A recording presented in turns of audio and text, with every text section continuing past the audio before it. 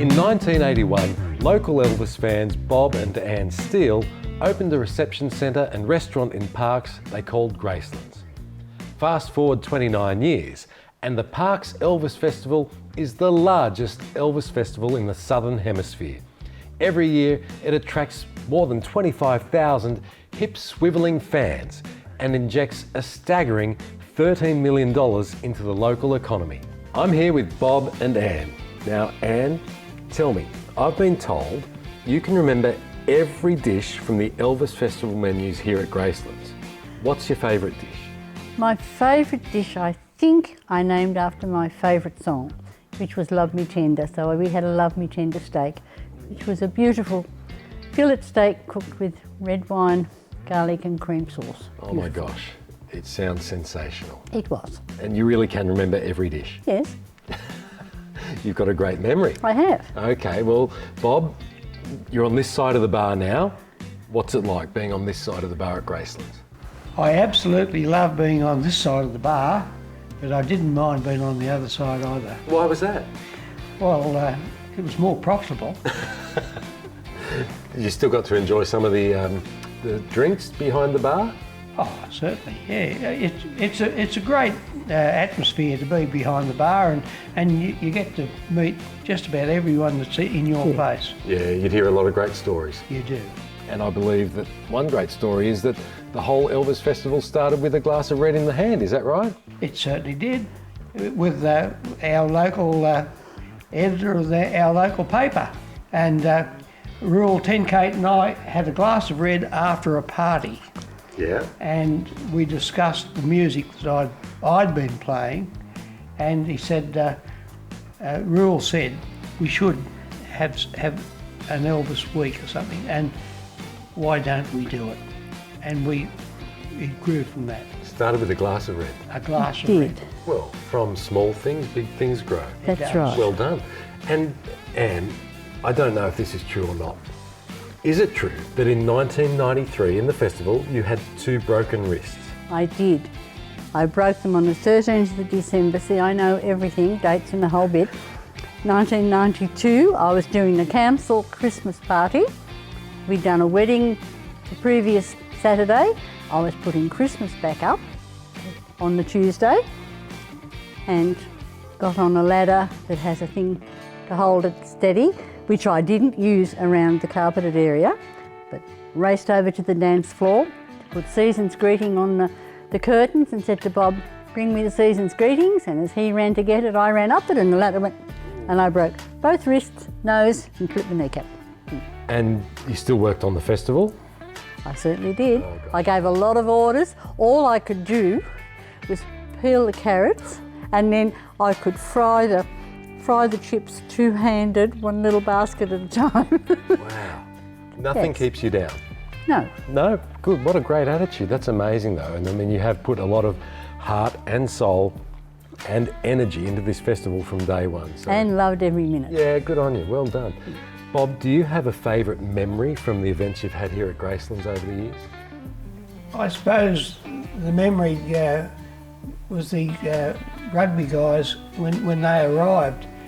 It never seemed to amaze me that the whole room changed in atmosphere as soon as they arrived, and everybody was anticipating their arrival, and it took on a party atmosphere from that moment on.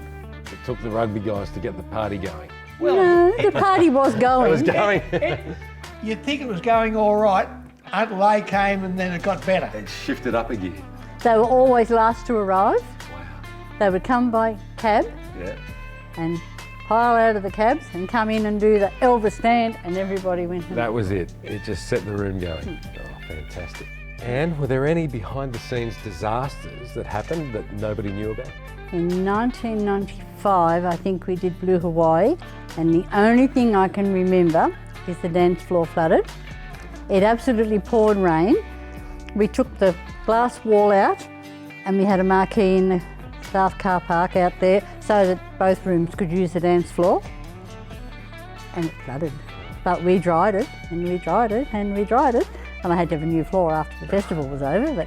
But you got through the festival? Yes. Yeah, Wow, these are amazing stories, things that people don't see all the hard work that goes in behind the scenes. Bob, you've got an outfit that was made by Elvis's tailor, I believe, and it still fits. You wear it every year, is that right? Yes, I think it was 1994, I think I bought that outfit from Eddie Youngblood's manager.